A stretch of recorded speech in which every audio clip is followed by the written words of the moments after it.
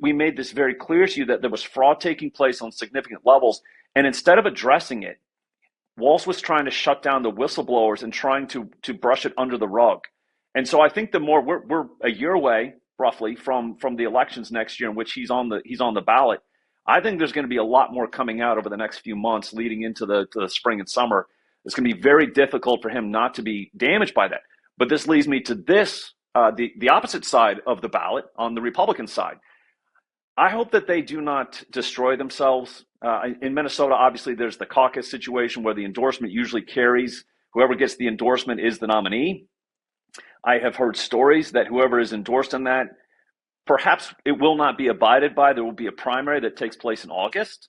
My concern is that we have a golden opportunity to maybe take out Walz and Ellison, but not if we destroy ourselves in a really bloody primary through the summer that ends in August. So I'm hopeful, Michele, that we're going to have a pretty competitive statewide dynamic in Minnesota, but only if Republicans can figure out how to play nice and figure out how they don't kill each other leading into the general.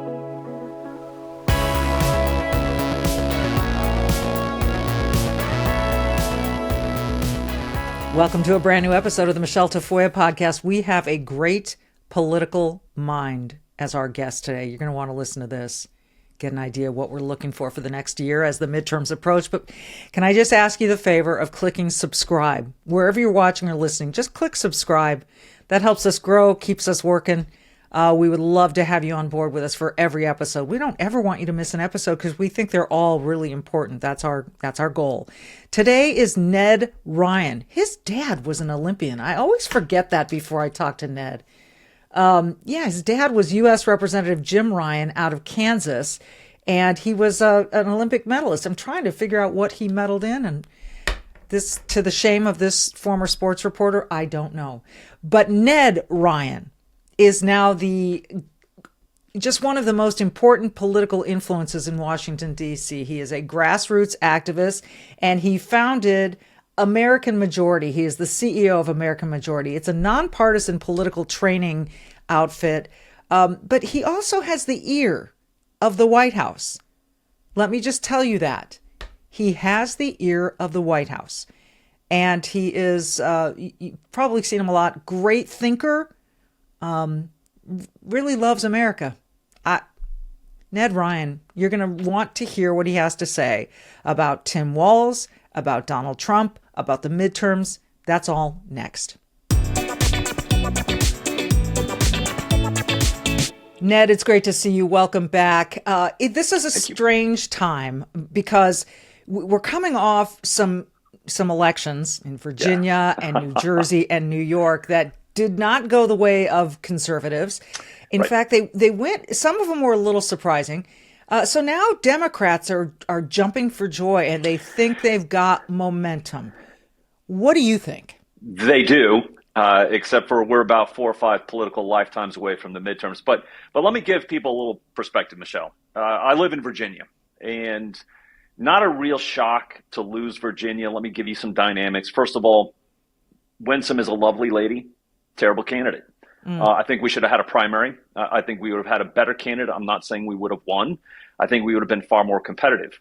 But when you start to break down the numbers here in Virginia, first of all, I would remind people we don't do partisan registration in Virginia, but based off our modeling, we're down about 250,000 in voter registrations to Democrats. So the deck is stacked a little bit against us. This is like maybe a 48% Republican state.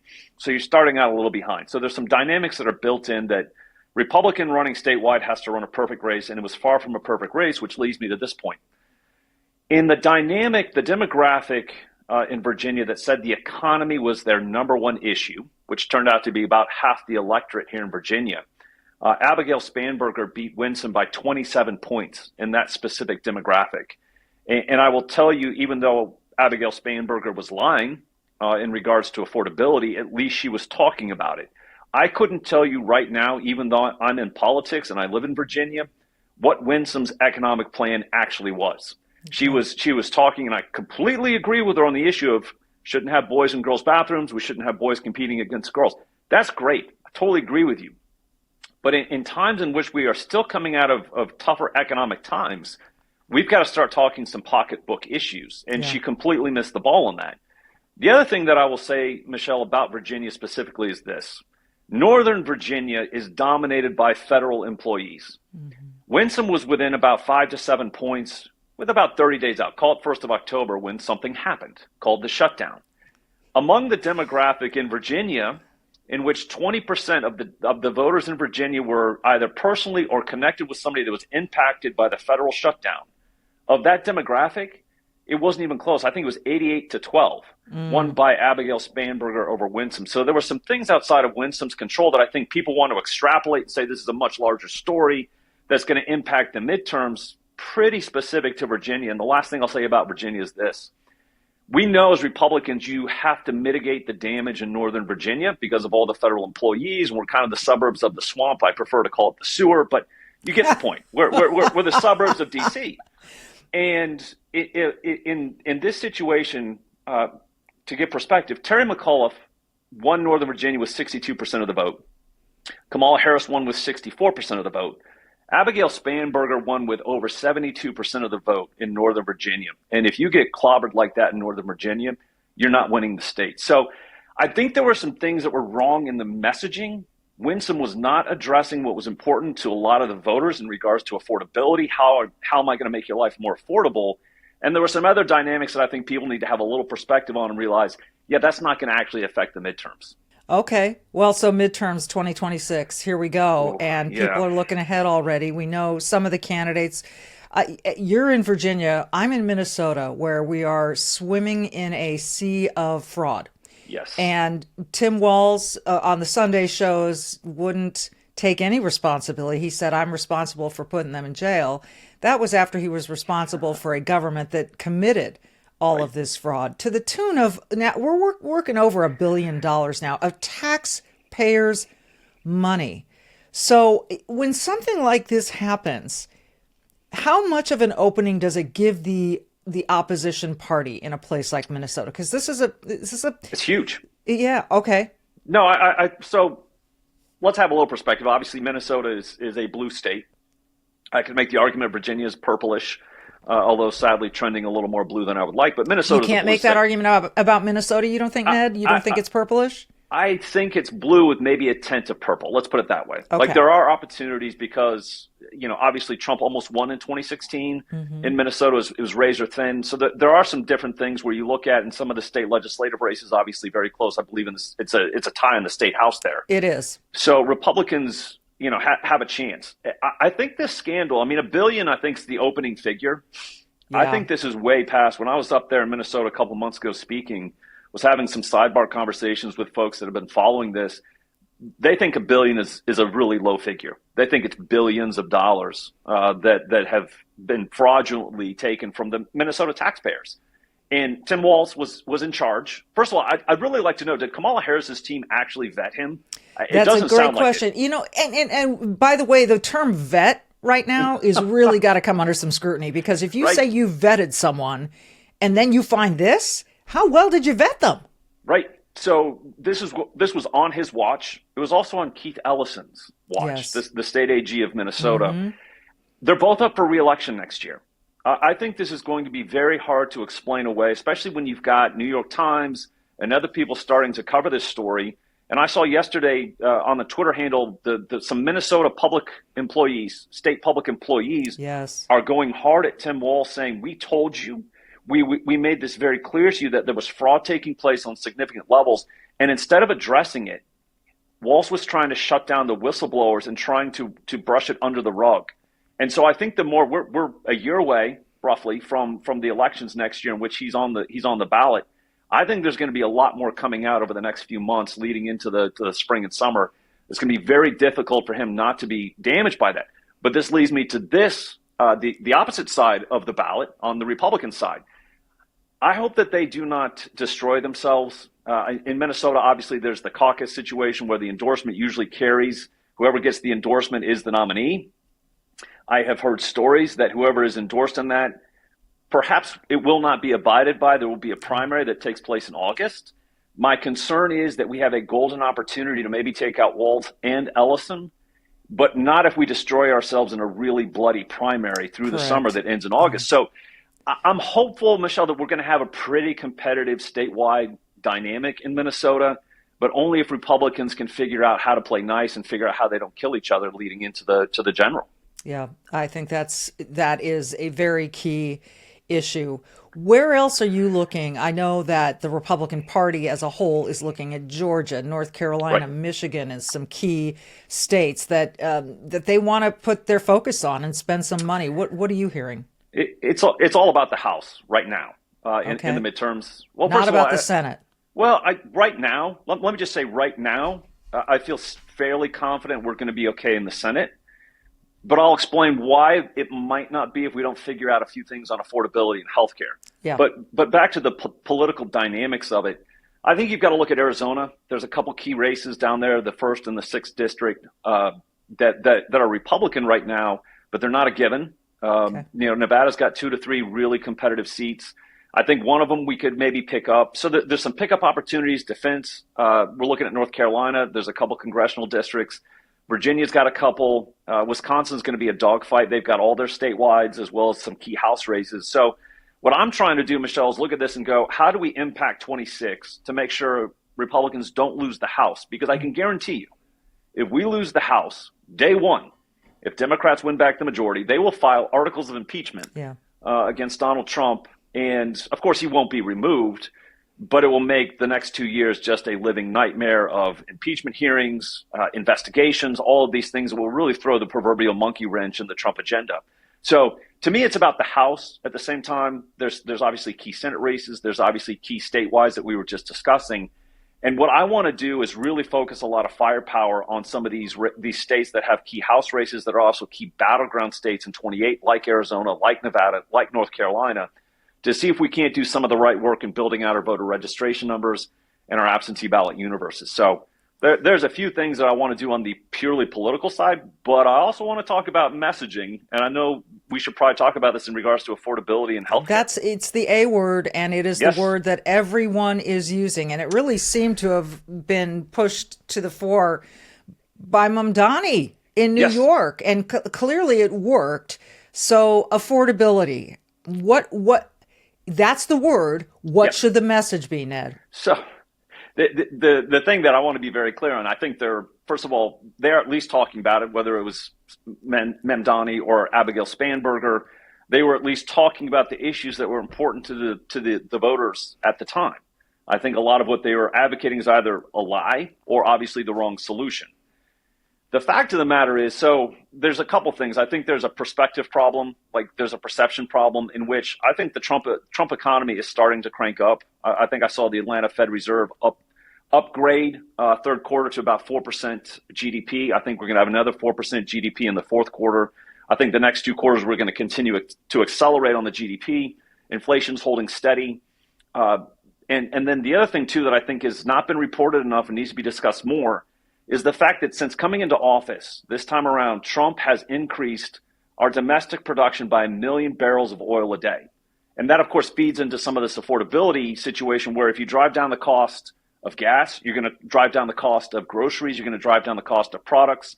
So this, to me, is something I'm going to be hammering constantly on, in that Republicans in the House and the Senate need to be backing up the Trump agenda and realize if we do not make the American voters' lives better in regards to cost of living, everything else is kind of a sideshow. It really is. I think it was James Carville that said it's the economy, stupid. Yeah. And I would just repeat that again to Republicans in the midterms.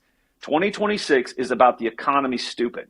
And if you do not figure out how to make the lives of the American people better, you'll be out of the majority in the House. And if things really go sideways, you're going to lose the Senate as well. And it's going to be a brutal next 2 years. So figure out the affordability issue where you make the lives of the American people better. Healthcare. This is really starting to concern me, Michelle, because it feels like Republicans are wandering about in which they have not put forward a plan or ideas that are appealing to the American people on how they're actually going to solve this, I call it a healthcare crisis. And if they don't figure that one out, I think they're also in trouble. So this is the billion-dollar, maybe trillion-dollar question is healthcare. Multi-trillion, yes. A multi-trillion-dollar question, because everyone seems to think, oh, the solutions are so easy. I mean, we got Obamacare passed. That didn't make things better. That made things worse, if anything, such that now Democrats wanted tax cuts, some subsidies for the affordable health. Now that those are sunsetting, by the way, at a date the Democrats set for them to sunset, they clearly set that there so they could accuse Republicans of hiking up healthcare costs simply because these subsidies are now sunsetting. So it's really difficult when you've got people living their day-to-day lives to help them to understand or to get across the message that government isn't always the answer here. Right. But in this case, it seems to me there does need to be some response. Now, I will applaud the Trump administration for bringing down the cost of drugs. Yes. It seems to me that's been a really big focus. How else do you see this sitting majority right now able to affect this issue? So funny you bring this up. I was talking with my good friend, Marty McCary, who's the FDA commissioner this morning. We were just discussing some of these issues in which I said, I would think that HHS, which we should have some ideas and plans coming out of HHS. We haven't seen anything yet. Marty and some others have put their heads together and they've come up with some plans that I think are going to be pretty creative, pretty interesting for the American people to see, in which they're addressing things that are pertinent to the American people, whether it's how do I actually have some flexibility in regards to what I actually want to spend on healthcare, where I have that, the large plan in case of something, catastrophic happening in my life. At the same time, I'm not paying through the nose every month. So I think it's partly a messaging where they've got to come up with a plan. First of all, they have to have a plan. I've noticed this dynamic in life, Michelle, where if you actually walk in with a plan and can kind of set the tone, you actually help yourself in convincing people, right? We've got a plan. We know what we're doing. I don't even see us having that right now. So we've got to come up with a plan, and then we've got to figure out how to message to the American people what is really, interesting to them and actually addresses the issues in their lives in a very specific way. So I think we're missing the plan, and we're also missing the messaging side of things. So I'm hopeful that this administration is going to take Marty McCary, who I think is a wonderful communicator, who's also a brilliant physician, and obviously I think one of the best FDA commissioners we've had in recent times, maybe ever, and put him out there to really start pitching a plan to the American people that they'll understand. So plan and message, and we're lacking both at this moment, Michelle. But you sound hopeful. I am. Hope is one thing. As someone once said, hope isn't a plan. How confident are you? Unless you're Obama. Oh, gosh. Yeah, right. How confident are you that McCary and company, that whole department can come up with things that are easily digestible by the American people and make sense? I think they could do it if empowered. And that is one of the things I'm going to be working on in the next week or two to see if we can't position Marty and some of the other folks to be able to help drive the train on this, to really lay out a plan that I think is meaningful and is actually you're able to communicate it to the American people. So do I think it's possible? Yes. Do I think you could actually do it in relatively short order? Yes. But you're going to have, obviously, the Senate majority, the House majority, the Trump administration. There are a lot of key parties that have to buy into some of this stuff. And that to me is, can you actually successfully navigate all those moving parts with people having their own priorities and maybe not on the same page? Knowing DC and knowing that gives me pause and some real concern. Could it happen? Of course it could.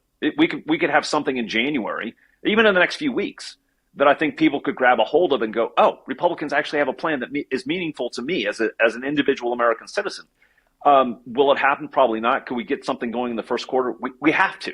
In some ways, Michelle, this is affordability and healthcare in 26 are an existential crisis for the Republican Party if they actually want to win in the midterms, if they want Trump and his policies to actually be successful through 28 and hopefully set us up to keep the White House.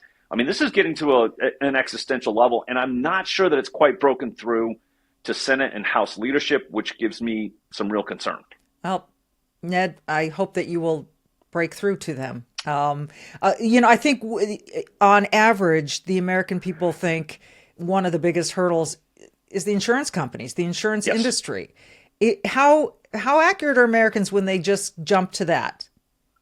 I would say there is cause for concern in regards to how the insurance companies are operating, how some of the nonprofit healthcare systems are operating.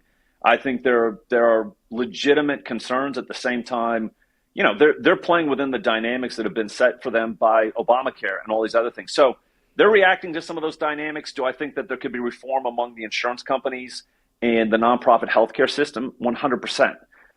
So I don't think it's misplaced. I think in some ways, maybe not always completely fair.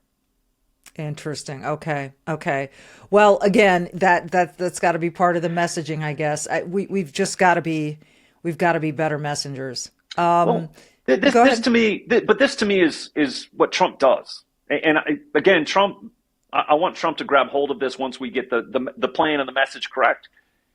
The thing that Trump has been able to do is really show the American people, I'm for you, I'm siding with you, I want to be your advocate. There's no great mystery to me with Donald Trump, in which his crazy idea, and I say that with sarcasm and in quotes, maybe we should have a government of the people that actually serves the American people. And so I think he's the perfect messenger to be able to drive this home. And I think you're going to see him actually play a much bigger role in the midterms than maybe was previously thought. I think you're going to see him out there on the campaign trail, doing rallies, going into those key states, going into those key districts. And I think this is going to have to be part of the message, not only affordability, but healthcare as well. And I think first of all, he set himself up as one of the best messengers. And I think he'll be the strongest advocate for us once we get into spring, summer, fall of next year. Here in Minnesota, there's a big complaint about one of his messages when he used a term about Tim Walz that, I don't want to repeat it, but right. You know what I'm talking about. Yes. Minnesotans know the whole nation knows what I'm talking about. That isn't helpful. And, you don't want to defend someone who uses that language. I know how angry he must be, not only at what's going on in Minnesota at the expense of Americans. His anger also came through loud and clear in the wake of the shootings of the National Guardsmen in Washington, D.C. Sometimes that anger really works for him. It's sometimes you just wish, if he could just remove one word, it would be helpful. So, when you're cheering for the White House to be successful, how unhelpful is this stuff? What kind of a dent does it make? I wish you would have said intellectually impaired. So I'll start with that. That would have been good. Which would have communicated the exact same point by definition. I've had this conversation with him. One of the first times I met him, which was in 2017, I said, I'm on TV a lot defending you, and I will always defend you. 85 to 90% of the time, it's not an issue. What you say on Twitter or X, your public statements, 10 to 15% of the time makes it a little hard. It's a little hard to navigate some of that. It's who he is. And I know that this is always going to be an issue along the way for some people, where he'll say something or do something. I'm never going to throw out the baby with the bathwater, right? There's just some of that stuff where you just take it in stride and go, okay, I might have said that differently, but I look at him as one of the most incredible political figures in recent times in American history, maybe one of the greatest Republican presidents we've ever had. Are there some things that come along with it? Yes. But then again, Michelle, I've been in politics 25 years. I've been in D.C. 25 years. Dad was in the House. I was in the White House. I have yet to see a perfect politician. And so I just take it all in stride and go, you know what? We all have our imperfections. Sometimes he says stuff you're like, not the greatest. At the same time, there is so much good stuff taking place. Ned, I want to go through some of that with you in the short time that we have left. I'd like you to itemize for my listeners, because I think some people hear people say he's one of the greatest presidents, one of the greatest Republican presidents, whatever they say about Trump in these, very approving terms, not just approving, but, beyond supportive terminology. Right. And some people, because of his personality, are loath to give him any credit. So, which is a shame. Which is a shame, because, like you said, you can't throw the baby out with the bathwater. People aren't looking at the big picture. So when you look at it, what do you see? I'm looking at, first of all, our immigration system was absolutely broken. Intentionally so. I just want to point out to people that this was coordinated. This was intentional. The Biden administration had almost 300 executive orders in the first year in which they were destroying our southern border security and basically running neon lights saying it's okay to come over now. As with the other hand, they are funding NGOs with billions of dollars for immigrant resettlement. I mean, this was absolutely intentional to cause this massive swell of illegal aliens coming into this country. So I would start with step one, Donald Trump securing our southern border, stopping the hemorrhaging that was taking place on the southern border. And now we're going to have to dig our way out of it. I don't think the figure is 15 or 20 million. Michelle, I think it's probably much higher than that in regards to how many illegal aliens are in this country. And you look at the financial burden that it puts on the American taxpayer. I mean, it really is everything that took place with the big, beautiful bill in regards to actually securing our southern border. I just want to highlight to people why I think he's one of the greatest presidents in recent times. The big, beautiful bill codified, I think it was 27 or 28 of his executive orders. But it's dealing with physical structural changes to the immigration in our country, which I don't think people really truly understand the cost to the American people that has been over the last decade or two. But we have 175 billion for a southern border wall. We couldn't even get, I think it was 5 billion. I can't remember what the exact figure was in his first term. Couldn't even get that. Structural changes that are taking place on the immigration front. Making the tax cuts permanent. That's another thing that is hugely important, not only for the business community, but also for private American citizens. The tax cuts being permanent, another massive thing, cutting the regulatory state. I tell people all the time, I think the regulatory state is a national security threat because of everything that is done to offshore the vital manufacturing that I think is of national security interest to us, whether it's penicillin or pharmaceuticals, whether it's manufacturing, all of these things. The regulatory state that what Trump is doing in addressing that and cutting the regulation and then trying to onshore manufacturing again, massive, not only in the short term for jobs and all those things, but for our future as well.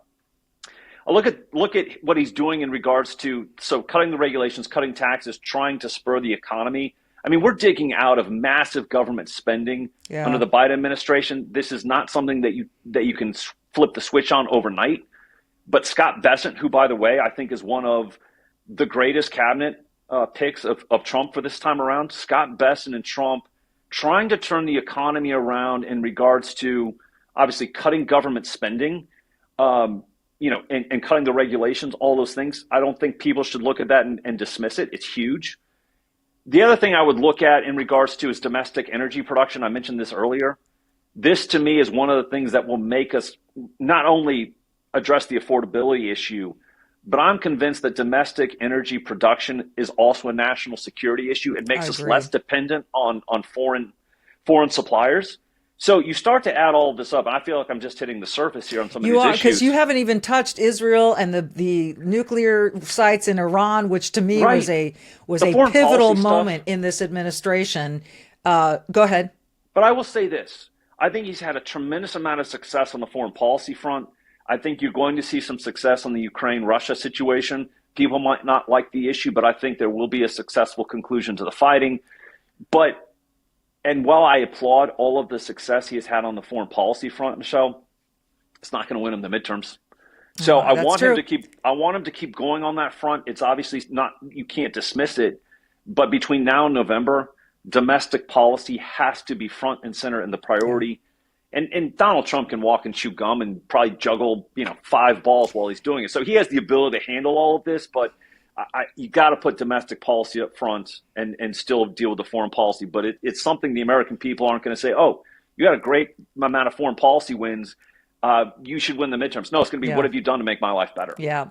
No, you're absolutely right. And you're smart to point that out to all of us that may not be on people's minds when they go to the ballot box. Yep. Final thing for you, this whole buildup near Venezuela, what do you think is going on there?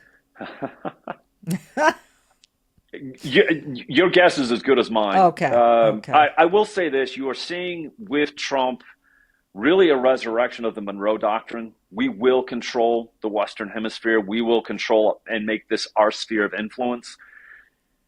I don't know what it will exactly look like. I've heard a variety of things. Obviously, there will be war. There'll be kinetic invasion. I will say this. I think the thing that Trump has made it very clear to us, whether it's Venezuela or other parts of South America or Central America, we will not allow the Chinese again, like with the Panama Canal, we will not allow the Chinese to come into our sphere of influence and steal from under our nose things that we think are vital to our security interests. So overall, I can't tell you specifically what is going to happen to Venezuela, but I want people to look at the overarching. It's very clear from the Trump administration, the Monroe Doctrine, we will dominate this hemisphere. It will be ours, and we will not allow people that we think are existential threats to our place on the international stage, like China, to come into our sphere of influence. We're going to block them out and make sure that they're not here anymore. So I want people to think more of that as the overarching theme on that, and we'll see what happens with Venezuela. Well, it's going to be an interesting next, I think we're down to 11 months now here as we head into the midterms in 2026. Ned, it's so great to get your expertise. Love talking to you. Thank you. We'll do it again. I end every podcast saying, be brave, do good. So be brave. And no matter what the weather is, no matter what your circumstances are, you got to go out and vote. Whoever you're voting for, and do good. Just do something good today, something helpful. That's all. Ned, thank you. Thank you.